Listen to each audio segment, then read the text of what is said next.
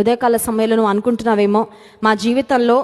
Mode బారిపోయిన పరిస్థితి వచ్చేసిందండి, ఎలాంటి చిగురు లేదు, ఎలాంటి నిరీక్షణ లేదు, నా భర్త మారతాడు అనే నిరీక్షణ అయితే నాకు లేదండి, నా కొడుకు మారుతాడు అనే నిరీక్షణ నాకు లేదు, మా ఆర్థిక పరిస్థితులు మెరుగవుతాయి అనే నిరీక్షణ అయితే నాకు లేదు, నా ఆరోగ్య పరిస్థితులు బెటర్ అవుతాయి అనే నిరీక్షణ నాకు లేదు అన్న స్థితిలో మీరు ఉన్నట్లయితే దేవుడు వాగ్దానం చేస్తున్నాడు, యెషయి మొద్దు నుండి చిగురు పుట్టినట్లుగా నీ జీవితంలో కూడా నిరాశకరమైన పరిస్థితుల్లో నుండి దేవుడు ఒక నిరీక్షణ, ఒక న్యూ హోప్ దేవుడు అనుగ్రహించి ఒక ఫ్రూట్ఫుల్నెస్, ఫలభరితమైన స్థితిని దేవుడు దయచేస్తాను అని వాగ్దానం చేస్తున్నాడు.